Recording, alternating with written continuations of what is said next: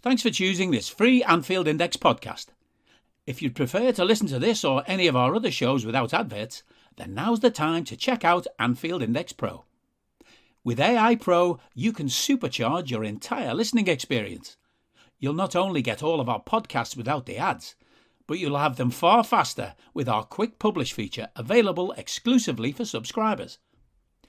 AI Pro also puts you in the heart of our sound studio, with an option to listen to many of our shows live and interact with the podcasters in real time as the shows are recording. Upgrading couldn't be easier. AI Pro is available on all popular podcast platforms, and we have our own apps for Apple and Android. Just head on over to AnfieldIndexPro.com and get started today. Hello, everybody, and welcome to the latest Anfield Index Under Pressure podcast. My name's Dan Kennett, and with me to go through the first Premier League defeat in 21 games and nearly 8 months, but what a way to break that duck again. It's going to be a difficult pod, everybody, and I hope you're all strapped in for the ride. But I do have our resident data collection and video analyst, Mr. Daniel Rhodes. Evening, Rhodesy. Evening, mate. I'm not sure it could have been a worse result. Could we? Losing away Man United after their start of the season and their recent history is about as bad as it gets. Yeah, I think maybe I've put down maybe the most disappointing league defeat since Fulham on 7th of March 2021, which is over 18 months ago. Yeah. That's how it is. But my day's been better than yours because you've had to collect the pressing. Cheers, yeah, I have. Yes, it wasn't good. It was about as bad as it gets as well, so we'll come on to that. Yeah. Right, but and I do have our dynamic duo of sports scientists. First of all, our most qualified sports scientist, Dr. Phil Barter, from Head of Data Science at Middlesex University. Evening, Phil. Evening, mate. You all right? It's going to be a busy one for you boys. Yeah. I think it's. I was trying to think of the worst performance, but it's back. The process for me was more worrying than the actual outcome. But we'll come on to that. And our most practiced sports science, he's had more clubs than Tiger Woods. It's Simon Brundish. Good evening, Si.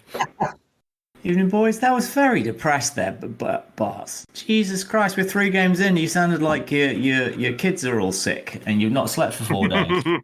I mean, part of that is true, Si, but you know. He's not in the ivory tower at the moment, Si. Because he's actually at home, so he's getting withdrawal symptoms. So This is true. And it was a birthday the weekend. Back in academia, yeah. Yeah. So there you go. It was not a great birthday weekend, but you know, there you go. Yeah, not good. Right, before we start the normal match analysis, right, we are going to have to do, because this is our worst start in the Premier League for 10 years, we are going to have to do an emergency State of the Nation analysis here, because I didn't watch all the Palace game live. I've only seen the extended highlights on that one, I'm afraid, because I was away. But my biggest concern is that this is not even close to a typical Jurgen Klopp team performance. It's definitely no heavy metal, complete absence of heavy metal, more like 1980s wistful, good soft rock ballad or something. So I guess the question is why? Why is this?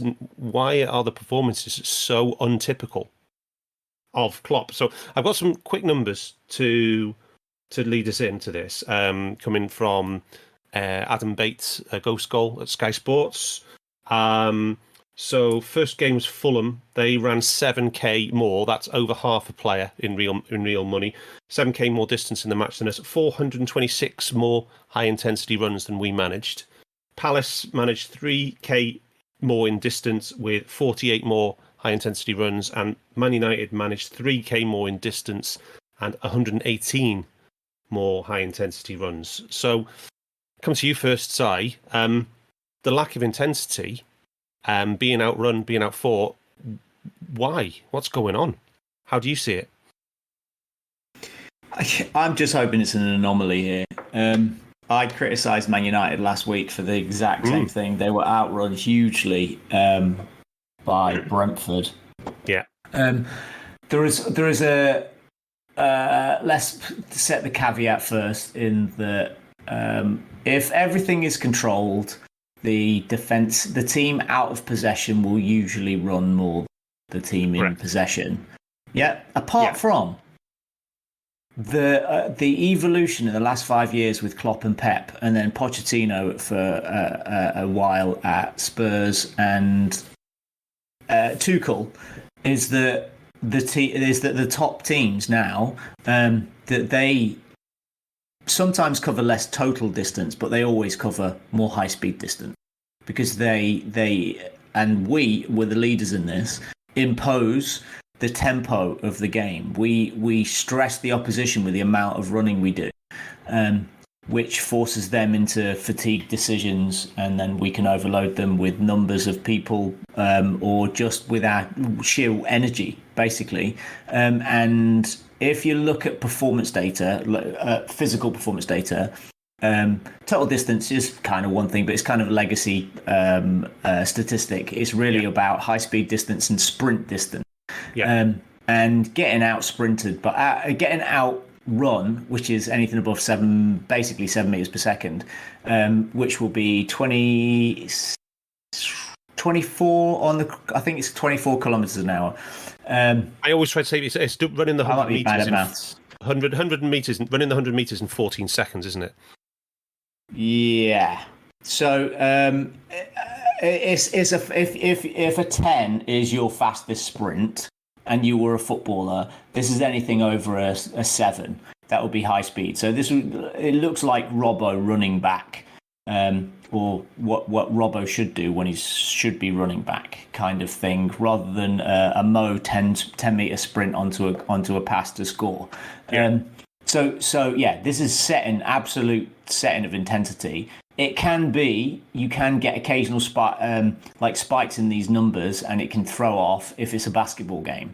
So if we have no control, if there are bad passing, really low passing percent, and you lose possession and you're unstable, you end up with 10 players making high speed runs at the same time, and then your numbers go up quickly.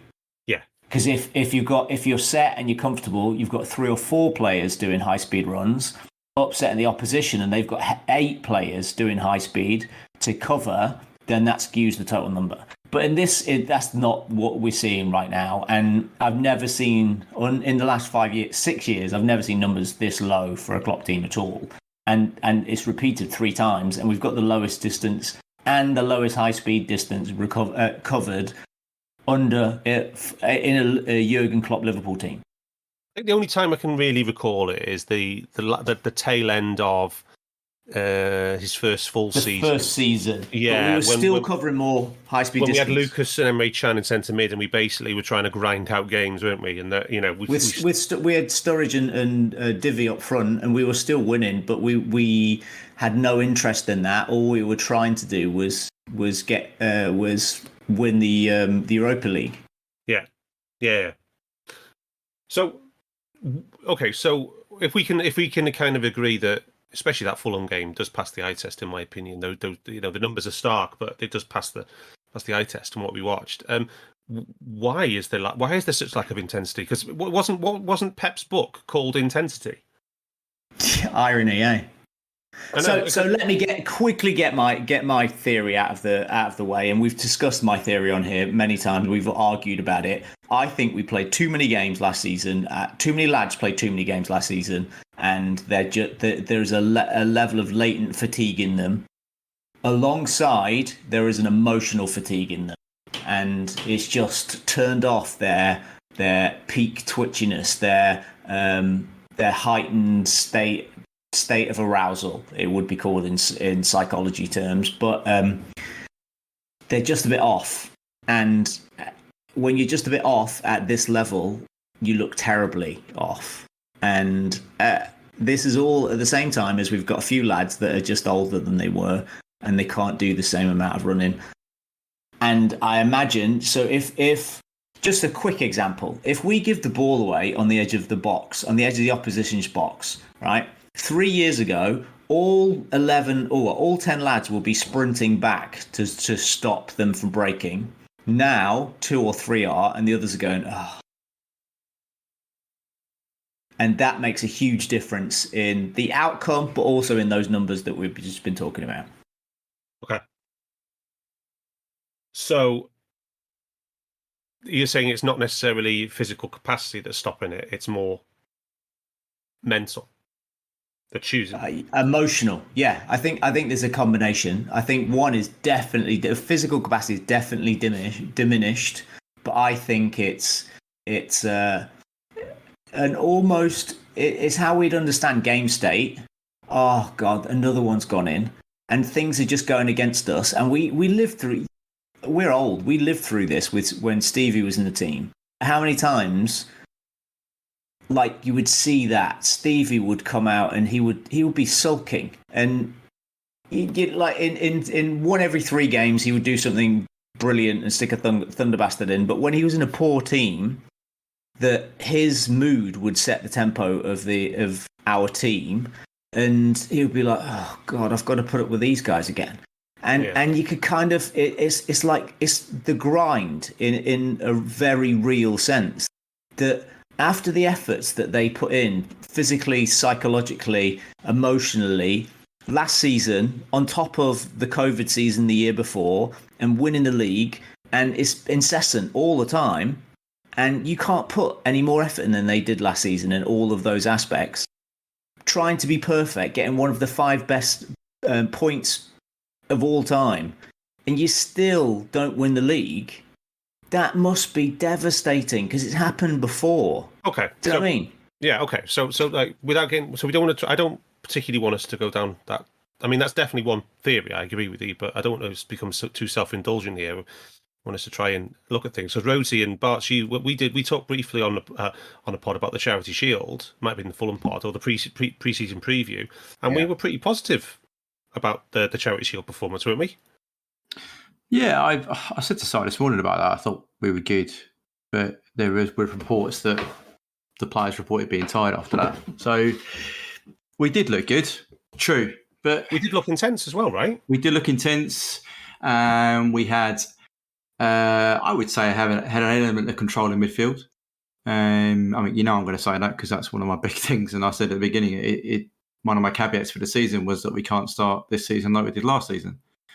Not having that basis in midfield, and I do think that's the area where a lot of what Si says rings true. You know, to go back to an old-fashioned phrase, the engine room seems to have got really tired really quickly. And also, I'd imagine in pre-season, we know Klopp genuinely plays the same set of players for the first block of games. Now, he hasn't been able to do that through injury, through whatever way they're being pulled out of games or whatever which way you want to look at that, as we might come on to. So it's not a settled 11 for that first block of games to get an established foothold of points, right?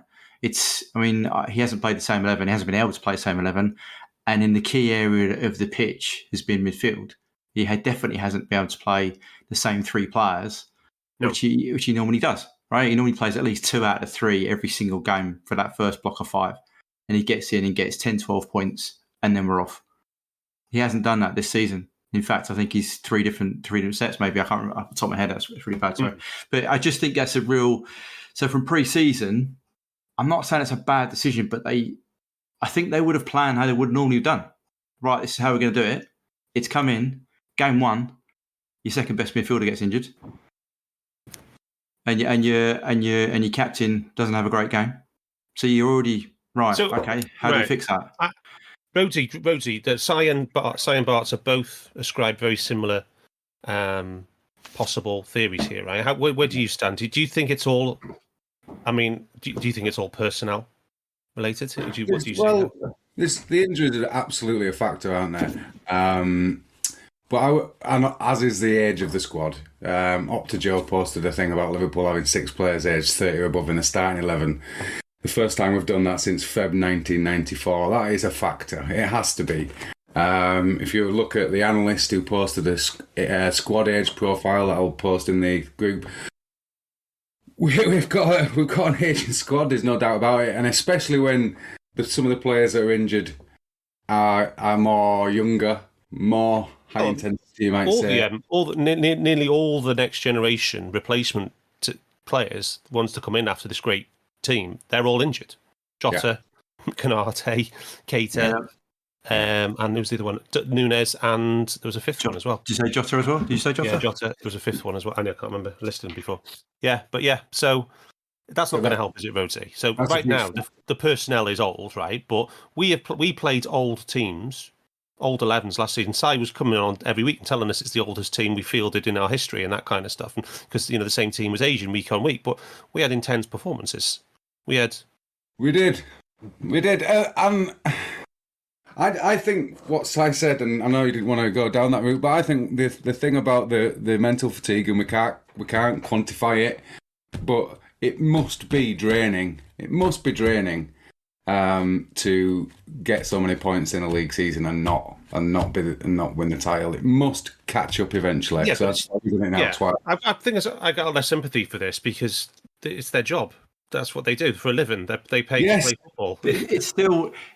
Think about that pressure, Darth. He's like, right, 3 games in. So even after the Palace game, the pressure is already on them. They know what it's like. They know they can't afford to drop any more points. Yeah. So because they've already 4 of the last 3, they only won the title in 4 of the last 1 of the last 4 seasons, and the other 2 they came within 2 points. And last season they came within a game and a couple of goals of pulling off the historic quad, whatever you want to call it.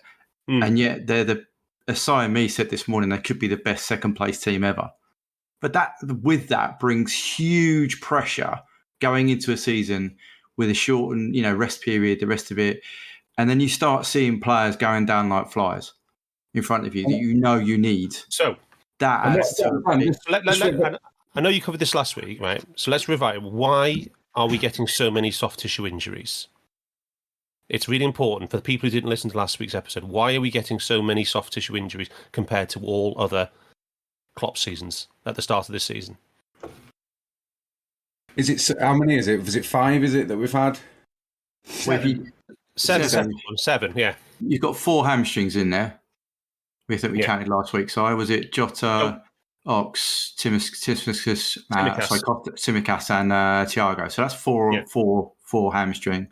So is there something other than what we talked about? Is there something other something's changed in pre-season, or somebody's made a bad decision, or somebody's made a bad plan, or something?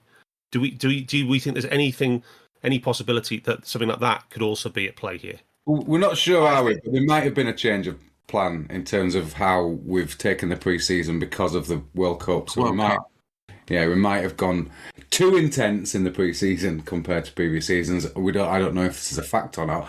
But also, Dan, that first game against Fulham was quite a shock in terms of how bad the performance was. And for me, 426 more high-intensity runs by the opposition, a promoted side. I can't get my head around that figure. I really can't get my head around it. That's not fatigue. That's not. That's just. Isn't that just a lack of effort?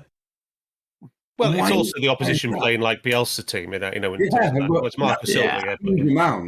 I mean, most of those were probably just Pereira, and over Reed, Yeah. But, we did, for context, we outran the opposition by more than 400 high-speed runs in 8 games last season. So it's not that unusual. Yeah, no, that's fair enough. Yeah, we have changed approach. Remember, we've become more. This is why the element of control in midfield is so important for us, because we've become possession based.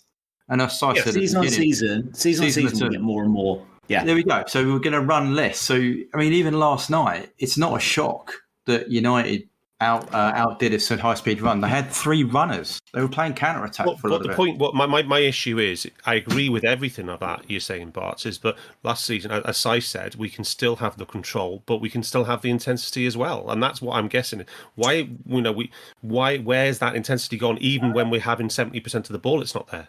And I think some of this is I think the continuation of having the set of players in there that you haven't planned to have in there, so therefore the syncing that we spoke about last pod is off. Agreed. You know, the syncing isn't right. We're trying our new system, and we've planned to do this tweak to our system, but the players we plan to use in that system are injured. 100%. So you're bringing in players that were never meant to do that at this early stage. They were meant to feed in with minutes and develop and learn the patterns of players as they go along earlier than they should have done. So therefore, as we kind of chatted pre-pod, it looks very dysfunctional at the moment, not a Klopp way of playing in any of the 3 games, because the system is out of sync. The components aren't working well, particularly in midfield. Yeah. Can I just caveat this with here we are, right? The world is ending. We could have won all 3 games. We so 100%. Easily could have won all 3 games. We just recorded the highest number of touches inside Man United's box, Old Trafford, in the history of Opta. Correct. We would still be talking about dodgy performances even if the results were good. I agree with that. But this show, we would still be saying we've had some results, but we've had some lucky wins here then, or we've had some lucky results. But we would still be talking about... So what is the difference? So the thing is, the big difference between us now, and I philosophically agree with all of the stuff that we've been talking about, right?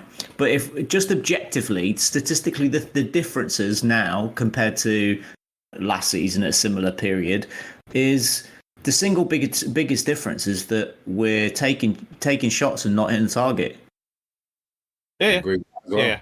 I know I want to cover all of that kind of stuff as well. Yeah, as part of the match discussion. But specifically, I just wanted to ask everybody about the intensity, the physicality, and the injuries first to start. So, do you think something has gone wrong off the field in terms of the planning, or something's changed in pre-season, or do you think it's just the same as it's been? And it's I think if we attribute this to bad luck, on top of the terrible luck we had 2 seasons ago, and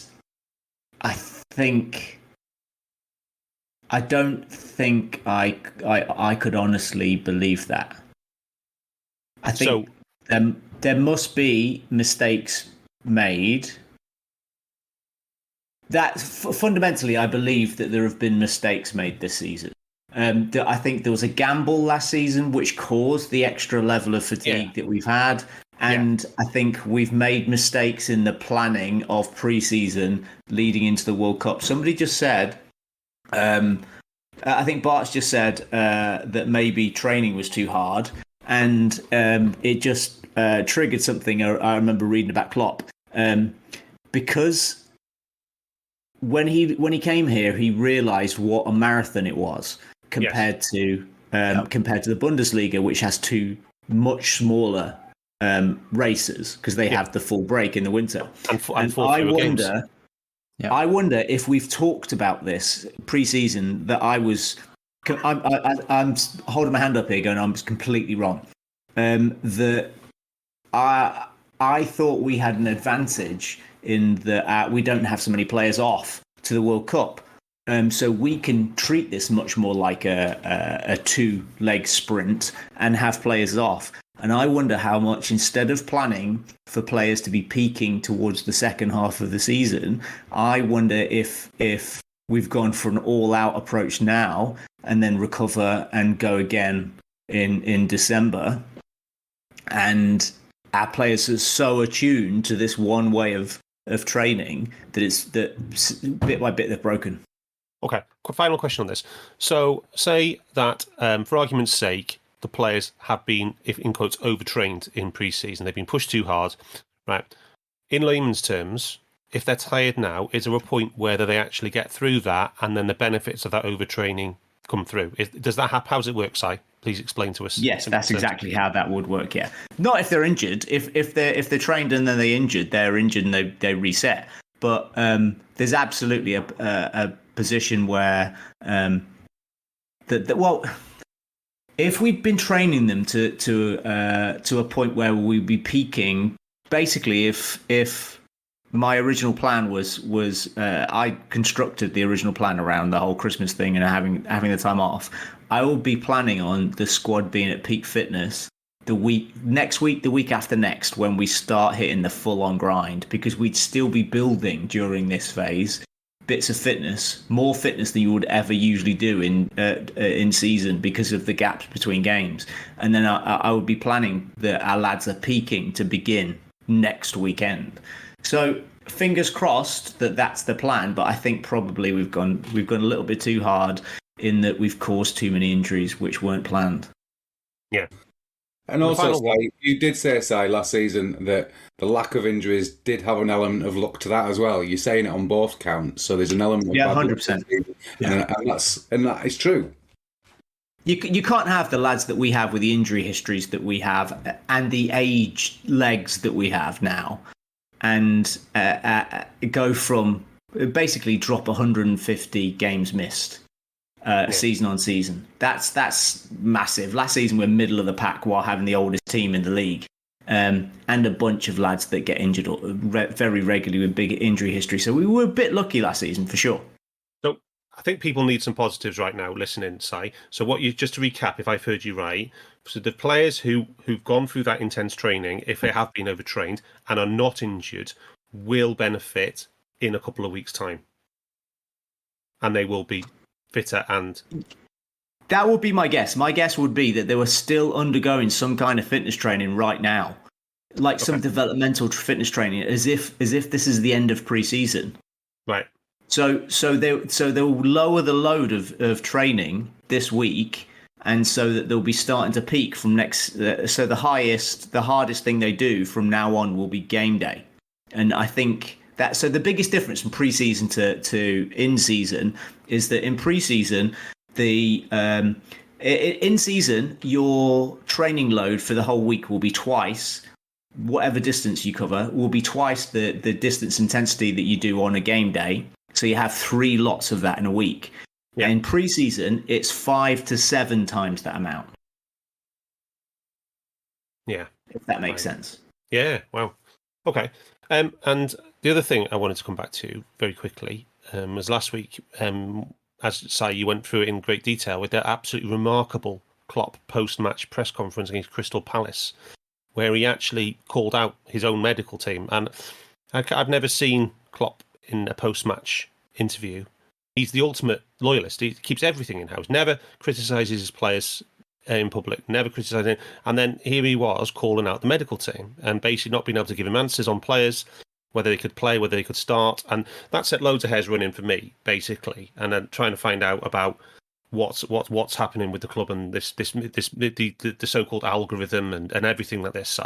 And then, so last week we had the situation with Joe Gomez. Klopp clearly wanted to start him, but was deferred to the medical advice, didn't start him, brought him on after the hour, and when the game was when we were already 1-0 down. And in this game, there's ostensibly another thing which is very, very similar to Joe Gomez, that everybody's expecting Fabinho to start, and then he doesn't, and we end up with Milderson and Harvey Elliott. Is this another algorithm, or is this just a managerial choice? And where do you have any thoughts generally about the so-called algorithm and the predictive injury software, alleged predictive injury software? Okay, let's go Fab first. I thought it must be exactly what you were thinking, the whole conspiracy thing around that he was red flagged at the last minute, and so he had to reduce his time. After the game, he was indignant in how he was. Somebody eventually asked him that point blank, and he said, basically, I pick my team, and I've got 5 fit midfielders, and I chose to not pick him. Okay. Which I find truly remarkable. It blows my mind that he chose those 3 ahead of Fabinho. Whatever form he's been in for 2 games, absolutely blows my mind. But step that aside for a second, and we'll go to. I feel like there are mistakes being made in the flagging of players. I don't know if. Yes. And I don't know if that got corrected last week. There's been industry talk about the software at play being, let's be kind, too early in its inception to have full validity that controls selection of readiness of players. Yeah. So traditionally, we have been the best analytics club in the world. 100%. And I like to believe that our really, really, really smart dudes, not just the guys in the analytics at all, like in the sports medicine and in the sports science departments, they're some of the best in the very best in the world, and they have access to one of the 5 best universities in the world for doing this stuff all the time. There's constant partnership with all this stuff. I would be amazed if we've given a tech startup that kind of authority, but that is the rumor. Okay. And the industry is not. Does the industry have a good view of this product's reputation? Do you think, or is it mixed? Should we say? I'm not sure that they think it's a great thing. In my experience of talking with people within the industry and in the sports tech industry, and they're let's say the industry wide, they think it's probably not ready for full immersion into high level football. Okay. All right. Right. Should we talk about the game? No. Do we have to? Yeah, right. So, Barts, right? Si's already done the elephant in the room for us, managerial choice, apparently. But there were some other big decisions made for this match, in this selection, but by the opposition, Barts. Yeah, so he dropped Harry and Ronnie and went with a 4-2. That's the club captain. That's the club captain. And the most highly paid player in the Premier League. Yeah, which is a bit cool, but I will give him credit to say I think it helped them a lot. Did he drop Wan-Bissaka as well? He did, yes. A £50 million fullback. £50 million fullback. He's apparently on his way out of the club anyway. So, let me just jump in. Do you know that their distance covered went up 7 kilometres after Brentford? After Brentford. That would be the difference between Ronaldo. Yeah, Ronaldo and Sancho. Yeah. So they went with, I said, a 4-2-3-1 with Bruno operating a double pivot of Eriksen and McTominay, with Bruno helping out defensively. Yeah, so Fred was dropped as well. Fred was dropped, but I think they went with the height of McTominay in front of Varane and the smaller Martinez and Varane. So I think McTominay was brought in. Oh, I think he was dropped as well, Luke Shaw. Yeah, but as I'm coming to, their fullbacks of choice were not offensive, should we say. They largely spent tucked in as a 4. They didn't get a lot, didn't get past halfway line a lot. Just dueling with Sullivan. And they kept the 2 in front, and then they allowed Bruno to go and try and link the 2, and they had 3 runners, should we say, or ball carriers in the wide with Sancho, Rashford down the middle, and I can't remember the lad's name on the Elanga. That's it. So the fast one, yeah. So they set up extensively to, I think, not be difficult to break down. They played a higher line before they scored than I'd seen them play for a long, long while. And I think, again, that was a product of not playing Harry. And then De Gea does like to go long, but he seemed to go long a lot into Rashford, and then they try and win the knockdowns from there with Bruno. Ostensibly, I thought, shutting off the pass inside, which made our limits easier to defend, which when we could then recycle it through our pivot into and break if we needed to. So, and once they got the goal, they did drop off another 5 yards, and sat and played counter-attack even more. which we saw in the second half, where Rashford was just basically playing down that inside left channel between Gomez and Trent, looking for a ball in behind, which eventually on the third attempt he scored. So I think as much as our game plan didn't work, sometimes you have to look at the opposition and go, okay, they set up to stop doing the stuff that they're costing the previous two games, play higher up the pitch, try and do the things that are his principles, and make the best use of the tools he had against us. There you go. And that's I think I was chatting to somebody in the group in our WhatsApp group about I said, Pete, there's where do you draw the line between being an idealistic coach, this is the way I play, versus a results coach who says, well, okay, this is what I've got, how do I get the best results I can with these tools at my disposal? And clearly, it's pretty wild to say, United will probably be, they're not even in year zero, in my opinion. No, they're not. But I mean, equally, I think actually the way they played last night, I think it's more like his principles anyway. I don't think he's ever played with a player like Ronaldo up front. No, and he got rid of the wardrobe or the fridge. The wardrobe, so they could play higher up the pitch. He's still not as high as he wants to play up the pitch, but they still played higher up, so they're compacting space. And then we got Varane and things Martinez that we're used to. Playing out from the back. Playing out from the back. Yeah. And had a shield in front. McTominay's not the best six. They've just bought a brilliant six to come in and play there. And Eriksen is like playing almost like the connector, if you like, from deep. And again, he's a great passer for the ball. So we do have to say he made some big calls, and they were all for the benefit of his team. To be honest, ultimately, whether they can sustain that's their problem. Anyway, of course. Rhodesy, here should be fun. Should we go for that match summary? Yeah, it's an interesting one. 17 shots to 12 in our favour. Twice as many shots in the box, 15-8. As Si touched on earlier, 45 touches in the box to 21. All looking very good away from home, but then again, as we always do, we dig down on the quality of the chances, and it wasn't in the same ballpark as them. They had 4 big chances to our 1. Nearly a 20% average shot value to our 9%, and 9% is the second game in a row, so we're having a lot of more speculative efforts, which you kind of do against teams that are sitting deep, especially when they get an early goal, and that's another huge problem we've had in each game.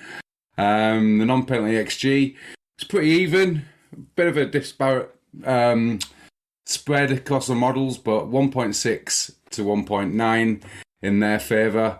For the second game running, we had 3.1 non-shot XG, so we are getting around teams' box. There seems to be something working to get us there, but then we're not doing anything really when we get there. The only big chance we had was Diaz's 0.6 chance that Milner cut it back for him. We had a majority of possession. I think the key, and we're going to dig into it, is, for me, after watching the game again, doing the pressing, is some of the pressing fails that we had in this game. Every single big chance they had was from a failed press. 1.5 of their 1.9 XG came from failed presses. It really is. That's the area where we were the worst, and that's in the context of what we're saying about the intensity. If you haven't got that intensity, if you're not pressing in groups, you're not pressing together as a unit. And again, touching on what Phil said, if you've got players who weren't expected to be in this team for what the plan was, then this isn't likely to happen. We spoke about it last season in that Brentford game, and it's happened again, and it's happening, and it couldn't have happened at a worse time. So our underlying numbers for the 3 games look okay. We could have had more points, but we aren't creating the quality of chances apart from that last half an hour against Fulham. Rhodesy, would you have to hand what our average shot quality conceded for the 3 games is overall? For the 3 games, let me just is it about 0.19, 0.18? It is. It's 0.15 I've got. It was only... So Fulham had 9 shots and we only had 1 big chance, so it was only 6% against Fulham. Okay. But against Palace, it was a 1 in 5, it was 20, and against Man United, it was 0.15. So it was really... When they're having like a third more or half more than you, and you're conceding four big chances in consecutive games, one at home and one against Man United, even though we're having 45 touches in the box, even though we're having 16 and 15 shots in the box, it's with players in the way, Dan, isn't it? Yeah, exactly. Bodies in the blocking. Yeah. So I was looking at Understat earlier on. You can't quite get a league-wide view, but it looked to me that we were pretty much double the league average shot quality, double.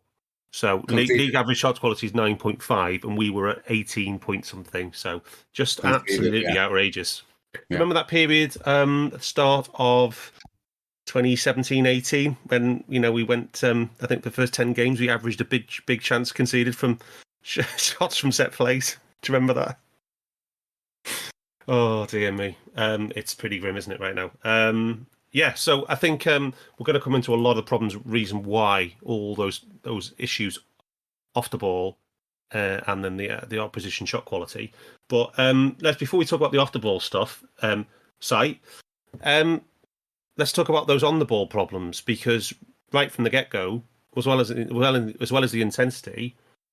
We didn't seem to be able to build up play in any way. Just a bit like the Fulham game, actually. Si. It was a bit disconcerting, wasn't it? How did you see it? Our problems in build up.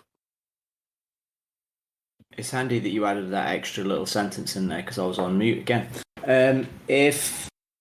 Once we played out from passes between centre backs and full backs, in the first 15 minutes, our passing 58%. Like getting the ball from the back four, it's just shocking, and that was a problem. They were high intensity, and it was always going to be the case. And in this circumstance, a new coach, all of the drama, you just have to be really patient. And we kept trying to force it and lose possession, creating turnovers is the thing that they wanted, and a couple of the ref decisions going against us early, and it got into our heads a little bit too. Yeah. Barts, do you want to, what did you see? Anything in addition to say on the build-up? Sorry, so I was breaking out for me there. Is that final third passing completion? Was that what you were saying about? Oh, it broke up for me as well, but so just come in with your own contribution there. I noted that our midfield their final pass success was, Milner's 58. Harvey was good, and Hender was 82. But I think considering how high Milner was playing, you would have hoped that his passes was a little bit more accurate. Bobby again was. I think I put in the chat that he started playing a half an hour. I think he started having some touches before that. He was fairly anonymous in terms of receiving. I've got here his receiving rate for Bobby as being 74, which is not too bad for him. But I chatted in the post earlier about who received the most progressive passes on the team, and you put in actually the correct answer straight away, which is Milner with 9, which is not what you want to see. Mo was down at 5 progressive passes received. So clearly we were having issues getting the ball progressively forward into the right players, should we say. And the position of our 6, as in Henderson, was very questionable for that first half an hour particularly. Yeah, I mean the average position maps have got Bobby on the ball is average position on the ball deeper than Milner. It's just insane, isn't it? It is, and particularly when I think we have tweaked the system. Don't get me wrong, but I don't think we tweaked it quite as much that we don't have a left side 8. We don't have a connector role at all. So for him, Milner to be playing that high, it's just I can't fathom it at the moment. I have to say I'm lost in terms of why an experienced pro like that is doing that, or even vice versa. Why our 6 is playing that high in advance of the ball? I don't know. Don't get, as I said, United were clever. I thought at times they blocked the pass into our 6, into our midfield. Yeah. when the ball was out wide, there wasn't the easy ball in. You know, sometimes it's easy for us to find Fab and then he'll go out the other way, or he'll find Thiago and we'll go out.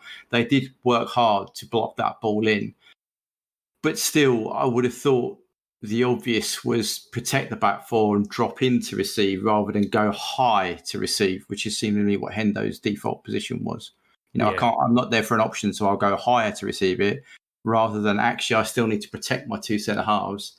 I'll drop in to receive it. So, yeah, I thought there was some issues in that certainly that early part. I mean, there was 2 chances before the actual goal where they put a ball straight through where our 6 should be, in between the two centre halves, hit the post, and I think Gomez or Trent blocked the other one as well. So I think there were warning signs before the first goal occurred.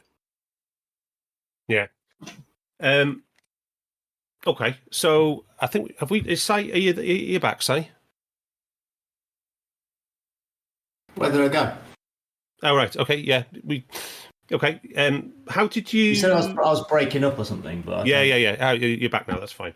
What I said was that amongst the midfield, our passing percentage in the first until they scored was 68%. So our back four passed the ball to each other, but as soon as the ball went into the opposition's half, it dropped to 68% in a minute, which is shocking.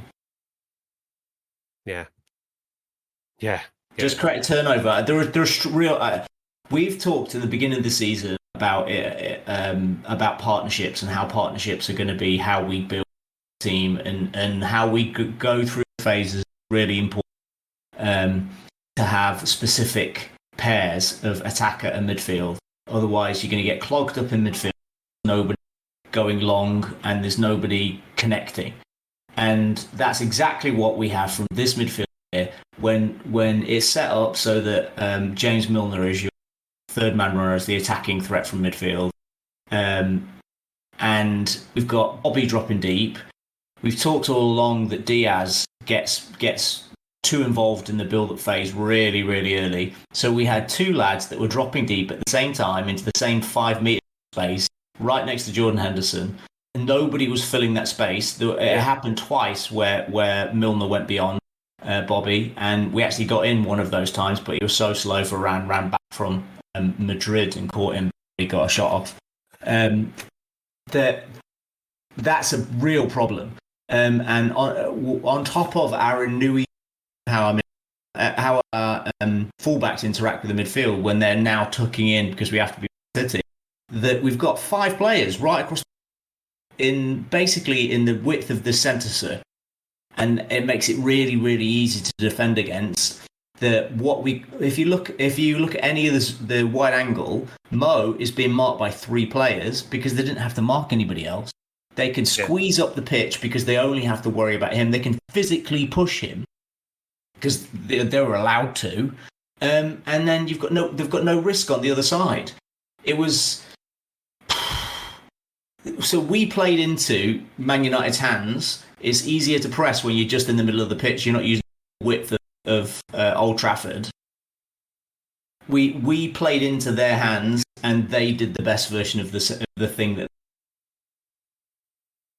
Yeah, and I know there's lots of different passing networks these days, Si, but I just put the Mark our stats one in there because Salah is not connected to anybody in our team, not one.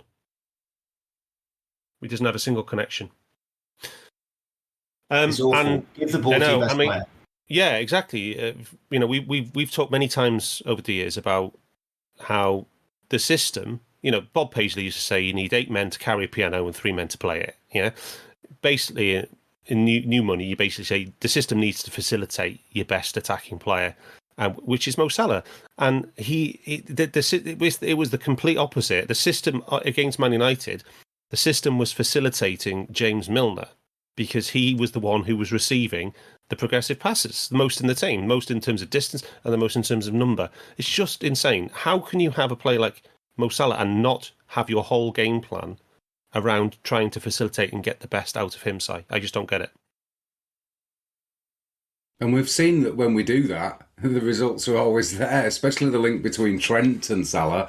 And in this game, we were looking at the average position maps. There's 3 players basically in the same spot with James Milner ahead of our number 9. It's just madness. Yeah, crazy. Final thing I wanted to talk to you. I need you guys to talk to me about, because I just don't understand this. Right, Barts and Si is Trent. Trent's tweets role this season. What is the idea, and why are we doing it? Can you explain it to me in really simple terms? Because I'm really struggling with this one. We talked about this in depth, like last week, the week before. It's that's just right. the launch. Give me the abridged version. The launch pad. Go, Barts. Basically, we chatted about last week, and Pep's big thing is to tuck the whip, tuck the fullbacks inside, push your eights on. Yeah, like he did with Bayern. Yeah, I know that. Like he did with Bayern, right? And we said last week that he could do it at City because his eights are vastly superior to a lot of other midfielders. Oh, we're just copying City is the answer. Kind of, but we're not doing it on the left, right? Robbo hasn't got the nuances to that. So we're putting, in effect, the idea, I think, is to put your best ball player, Trent, into that tucked-in position in a more advanced, more centralised playmaking role. And then we're relying on the right side 8 to do the wide hot zone stuff, which Harvey in this game was very wide at times. Yeah. To be fair, he does, when he plays that role, he is the widest of all our midfielders. Right? It should force Mo to start wide and come in, which is, as we said last week, gives him the best opportunity to isolate and interact. And Diaz should do the same the other side. But because Robbo isn't doing the tucked-in stuff, Diaz isn't forced out to do that. So therefore, Diaz is becoming ineffective. You also need the 9 to play in the 9.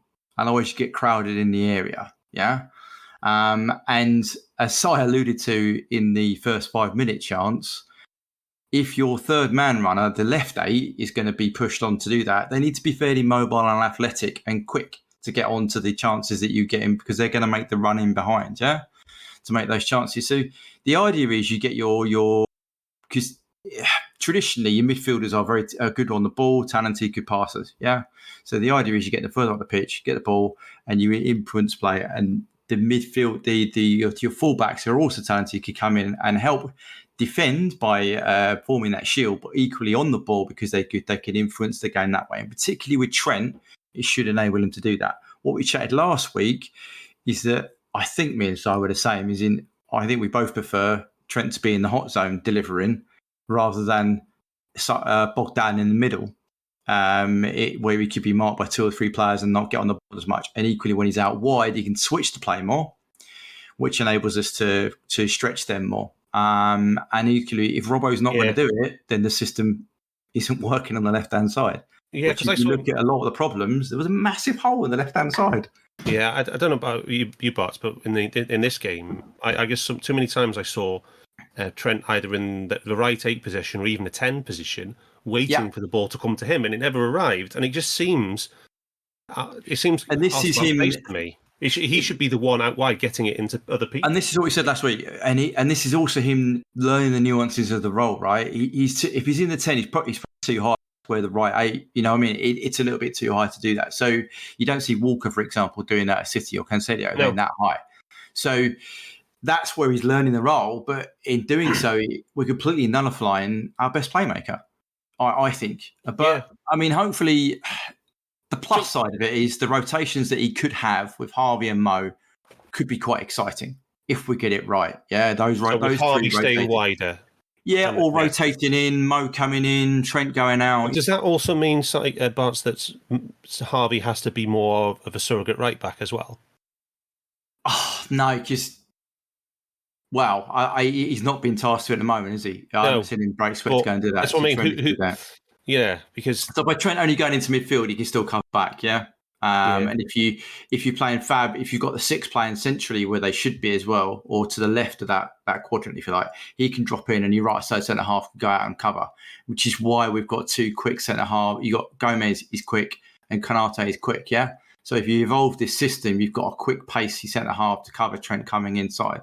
Yeah, that was what happened last season anyway. So we have the tools to deal with it. It's just out of sync at the moment, and people aren't attuned to playing it as, again, we said last week, it's just not, it's not tuned enough. So a question that you didn't discuss last week, Rhodesy and Si, Rhodesy and Si, sorry. Rhodesy first, are we trying to change too much at once, because we talked on the pre-season preview that we're losing Sadio Mane. He's been a mainstay of our system for 5 years, 5 years. And that's a big piece to replace, even on his own. And then we're trying to do all these other things as well, Rhodesy. How do you see it? Yeah, but I think the idea was that we would be changing these things with players who had been prepped for it earlier in the pre-season, right, over and over again, and then suddenly we haven't got them, and we've got players who haven't been as prepped, who didn't expect to be playing. Right. So the injuries double whammy on that as well. Exactly. Yeah. So you're setting up a system with a set of personnel, and then that person, well, half of that personnel is getting injured or suspended, and then suddenly we're going, okay, we'll put these players in, but they're not prepped for it, and it looked like it. It absolutely looks like it. Yeah. Okay. Anything to add to Si? Are we trying to change too much? Yeah, probably. we look like we've got a bunch of lads that aren't. So it's easy to go down the whole positional thing, and it's not about positions. It's not about like who's filling in at right back, because whenever we need a right back, Trent's the right back. It's about positive and negative transition. Who's doing which job at which time, and we don't have all of the lads doing the right jobs at the right times right now. That's the problem. Yeah. Because it might be. I mean, you're so used to seeing the system running on wheels. You can almost watch it without the sound on, and without who is doing what, because that's their movement. That's the way they move in the system. And at the moment, there's so many things that look broken, and the crazy thing is that we only have 2 changes from a team that ostensibly started 4 years ago. Why are you changing? We're creating instability by trying to evolve the tactics with the same players who are now old. Yeah. So just go back to the tried and trusted on the tactics. Until you get the newer players in the team, just go back to what they know. And it's easier to say to Diaz, right, don't do that thing. Go and do that thing over in the corner. Just go and do the thing. Start over there, and then and build around that bit. And tell Harvey, it's just like what Harvey's doing. Fine. I mean, but he will stay inside of Trent if Trent's going outside of him. Yeah, it's that simple. But Trent's not going outside of him anymore, and he did it twice in the game, and we nearly scored both times. Yeah. I'm actually surprised we haven't gone back to doing it. Like after the Fulham game, I'm really surprised with the personnel we lost that we haven't just gone, right, let's just go and do what we always used to do, get points on the board, and then worry about tweaking it later on. I'm really surprised we haven't done that. Yeah. I mean, we can't change structurally as much as we are changing just because of Diaz. Yeah, 100%. And there's no other reason to do it other than this guy. Yeah, which is what I said. It's like replacing Mane, a mainstay. That's a hard enough job in terms of for a system, right, to do. So don't try and do all these other changes as well. Get that bit right first, and then move on to the next bit. And we're trying to add a 9 as well. Remember, the idea was where we. Well, I actually is. I don't know. We're really not even talked about the game. There was. I listened to Klopp. I never listened to these things, and it's 2 weeks in a row now. I've listened to every word he said, and there were bits of me that are actually kind of loosely believing it as well. I think he gave a little bit of something away when he was defending the players he's got available. Again, it's proven me wrong. I didn't think we would be changing formations at all. I don't like talking really about formations, but everyone else gets caught up in the 4-3-3, 2-3-1, blah, blah, blah, blah, blah. Let's change to personnel. He literally mentioned that we couldn't play with a 2-man midfield because we don't have enough attackers right now. And I was like, okay. So the plan is to play with 4 attackers. Which is we kind of went to a double pivot against Palace, right? Yeah. Yeah. So just quickly to jump on what Darth was saying about the about the fullbacks, is that if we're playing a 2-3-1, then I completely understand why we took Trent in at that point, because we already have wide players. We're creating the WM shape then. Yeah. And it's really, really simple to do. But I'm not convinced. I'm not convinced at all that Bobby is even part of any of this, because I don't know if he's a player in training. Still, you also need a working double pivot for that to work, right? Yeah, we have a lot of players who can do it. Like we can slaughter Henderson as much as we like, but me and Darth have spoken for years about he can do. Hendo can play as a double six. Yeah, he did all right against Palace with Fab, but with him and Milner, they weren't playing a double pivot. No, they were not playing a disciplined role in midfield. No, so yeah, I think we can all agree that. Can we talk about another red flag, Rhodesy? Yes. So the off the ball stuff. We talked about all this horror show on the ball. The off the ball was arguably even worse. Yes. So this is it's an interesting one about the intensity, because we played against Palace in that first half at least. I thought our intensity was there with the pressing. Certainly what I collected, I think we had about 77 presses in the first half and 40 possession wins. A lot of turnovers, but still wins. Yeah, a lot of turnovers, and there wasn't much, and there hasn't been much created for it, but it was still there. There was still some good pressing on show. In this game, it was about as bad as I've seen. I can't remember a time where we've had fewer possession wins and we have had failed presses. Not only that, but the efficiency was really low down at 76%, and 4 of the failed presses led to shots. 2 were blocked shots, 1 hit the post, and 1 was a goal. 2 of those were big chances, and it was nearly 1 XG conceded, and that's just the first half. That's systemic. That's a massive issue.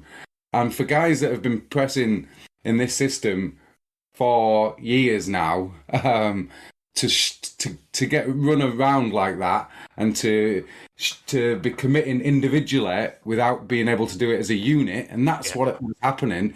It was constantly doing it as individuals, and we've talked so many times. Yeah, Lallana pressing, Lallana style. It's a headless chicken. Yeah, there was plenty of it, wasn't there? It's committing to one man when you've not got people behind you, when there's space for them to run into, when no one covering, and it was constant. And not only that, but we're not creating anything from our pressing either this season, and that's my biggest concern for the off the ball. Yes, we're conceding too many shots. Yes, we've conceded nearly 1.5 XG in this game from failed pressing, 7 shots, 4 big chances. 1.5 XG conceded from failed pressing. There's no gegenpressing for us. Where's that playmaker element gone? Yeah, we're not creating anything from it. Yeah. That's like when we played Porto in the Champions League. We won away 5-0, and I think we created 2 XG from pressing, right? Yeah. And then if United created 1.5 from our failed pressing, just boggles belief, doesn't it? Right, I got a quiz for you, Rhodesy, right? Right. Do you know, in terms of our presses leading to shots versus the opposition's failed presses leading to shots, do you know what the net is on the season? On the season? I can't remember the first game, but I'd say it's probably about -10 and about -2 XG. Oh, I haven't got the XG figures, but it's -7 shots. We've had 3 in 3. Yeah. We've had 3 presses leading to shots in 3 games, which is low. Usually we're averaging around 2.5 shots per game from pressing, and we've only got 3 so far this season. And we've never been as high as over 3 leading to shot per game, never. Yeah. And so a -7 on the season. Now, that is absolutely symptomatic of a broken Double red flag, broken system. Yeah, we're not getting any production from it, and it's leaving us vulnerable. So, I just think at some point there's maybe even as soon as Bournemouth, there's going to be a big conservative back to basics approach. That would be that would be my. If I was a betting man, that's what I go on. Yeah, there has to be, or else it's not looking good. It definitely has.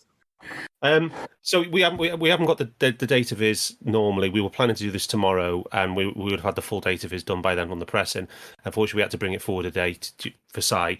But I will be showing that stuff in the pressure chat when we have it, when it's ready. Si, Bart, any thoughts on what you saw on the pressing on the off ball? Was it as bad as does it pass the eye test? What Rhodesy described? 100%. I said pre-pod it was very solo. very unorganised and reactive, if that makes sense.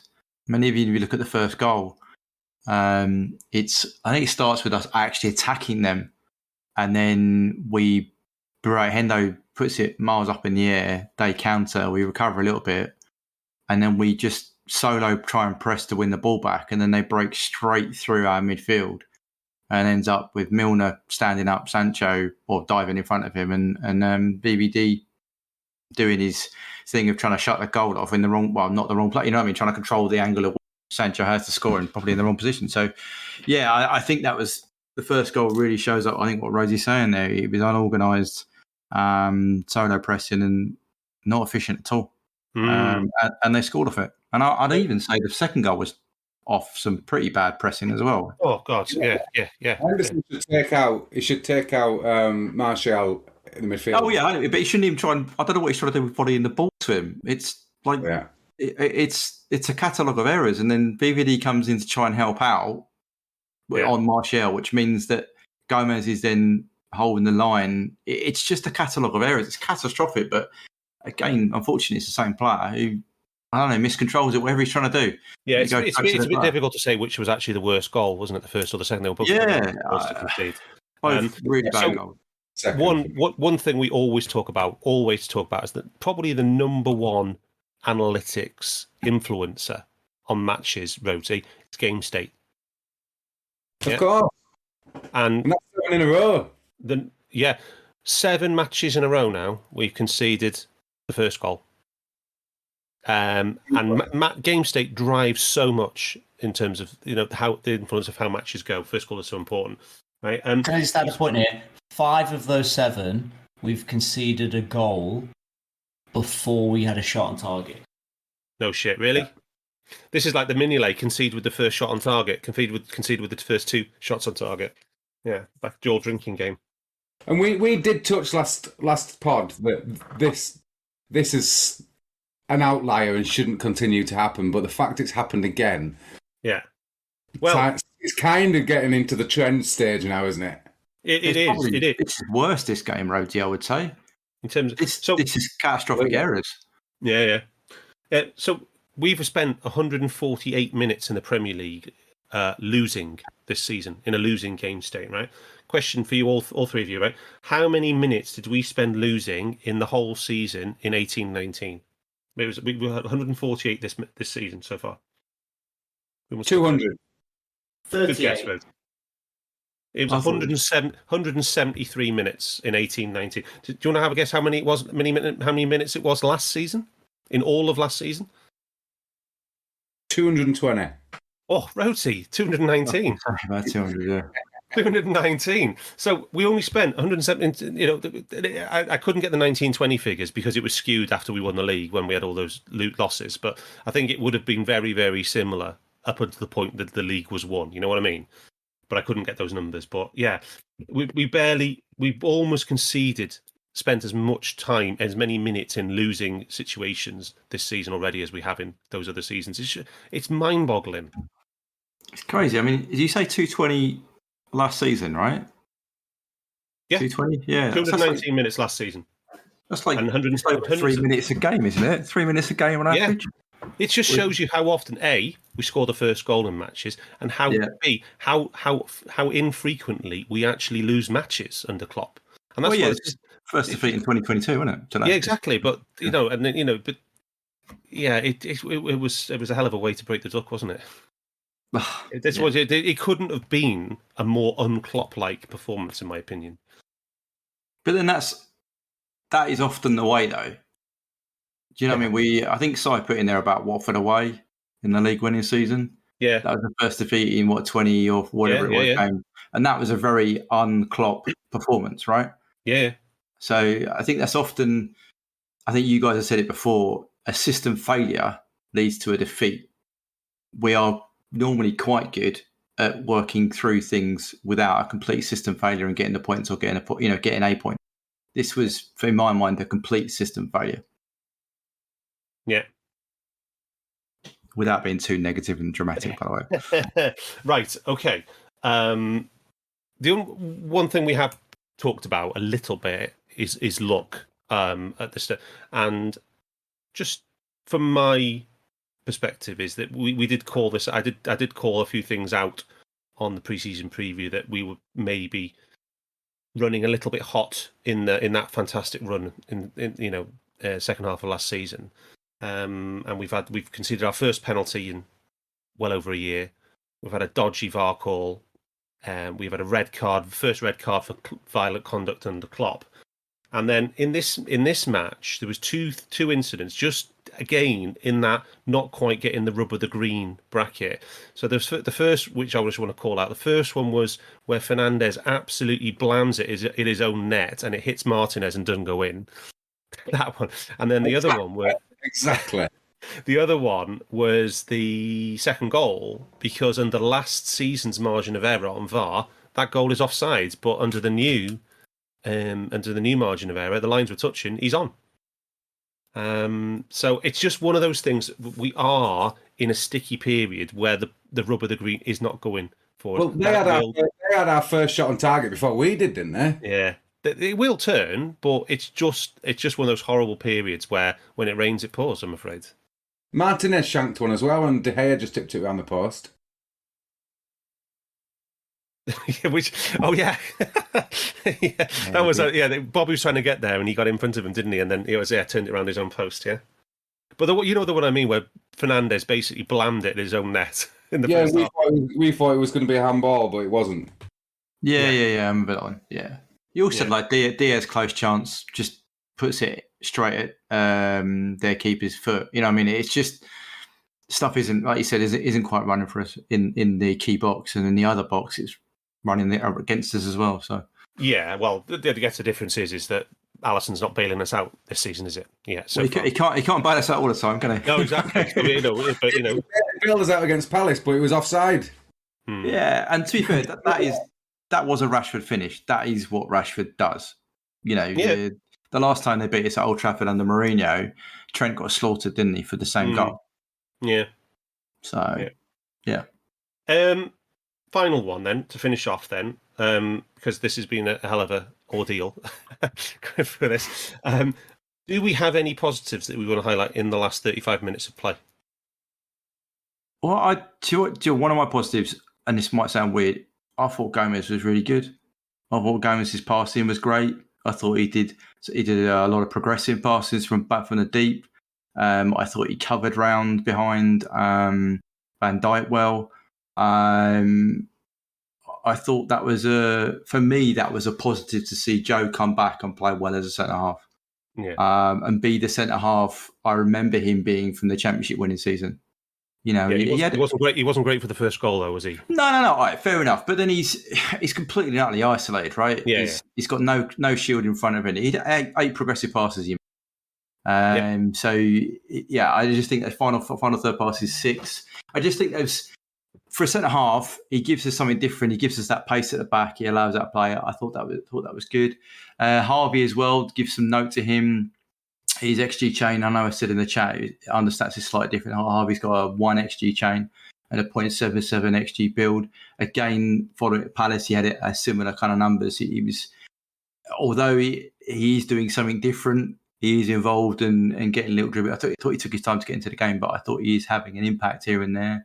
I thought there was some positive sign. I mean, we created 1 big chance, 1 point, whatever models we go through. We had some. Didn't we get Salah more central? Didn't we get Salah more in the second half? Yeah, we got him more involved. Definitely had more of the ball in that last period. Yeah. Rhodesy, any positives from you in that last period? Only came on. He pressed much better. I thought they pressed more in groups. I don't know if the figures back it up. I think they do, but I thought we had more group pressing towards the end to try and win the ball back. We didn't create much, but I thought, Carvalho was good. And it's like what we were saying, for 60 minutes, Mo barely had a touch, and then I thought for the last 35, he was a lot more involved in the game, and when he gets more involved in the game, then we obviously pinning him back and having more touches and shots in the box. It's not that big a chance. I'll come to you for the last word in a second, Si, but my one is shots from set plays. We had only 4 total in the first 2 matches. Remember last season, We had the most ever recorded in a Premier League season. We averaged 5.7 per game. So if we matching last season's average, we should have been at 11 shots after 2 games. We were on 4, and then we ended up with 8 in this match, 6 of them in the last 40 minutes, I think. So, and there was the one in the first half, which almost led to that funny own goal from Fernandes. So there was at least us getting on the end of things in the box, and causing, looking more like our old selves in on set plays. So that was one small positive. Si, last word to you, mate. Did you see anything in the last 35 minutes that you want to call out? I think it felt better. That I like objectively, statistically, not really. We scored, which is great, but I think it felt better. So there's a narrative being attached to it. Most of our XG, nearly all of Harvey's XG build came from one incident, which was very nice, and Diaz should have scored. He spends his whole fucking time showboating. He can't just backheel it into a wide open goal. For once, he actually did. Like Darwin finishes that, and he tried that finish all the time. But as if Diaz can't do it, and it was a way easier chance than either of Darwin's against Fulham. Like De Gea had committed forward. He was beyond the near post, and the only way that gets saved is by doing the exact thing that Diaz did. It was awful. It was a terrible, terrible shot, and it was a very nice bit of play. But it was like a 0.6 XG. That's where all of the XG comes from for Van Dijk, for Milner, for Harvey, and for Diaz. I think that Carvalho was the bright light for me. He had 2 shots when he came on. He actually helped win possession. He didn't give the ball away once, apart from if we say a shot on target. So that still counts in my book. He was by far the bright light. Okay. Well, that has been your Under Pressure podcast for this week. We will be back pretty much every Monday at 8:30 from now until Christmas, starting with Bournemouth on next Monday, and then we'll be into the hectic schedule, 2 games a week pretty much from there until middle of December. But that has been your Under Pressure podcast. My name's Dan Kennett. Until next week, up the Reds. We hope you enjoyed listening to this Anfield Index show. Please be sure to subscribe to our channel so future podcasts find their way to your device automatically. There's nothing quite like fan engagement, and we'd love to know what you think of anything discussed on this show. The best way to get in touch is over on our free Discord community, where both podcasters and listeners debate the hottest LFC topics 24/7. Sign up free now at AnfieldIndex.com/Discord. You won't regret it. You can also follow us on Twitter at Anfield Index, and find us on Facebook by searching for Anfield Index. Oh, and before you go, we'd love it if you could leave us a 5-star review on your favourite podcast app. It only takes a couple of seconds, and it means the world to the people who create these free shows.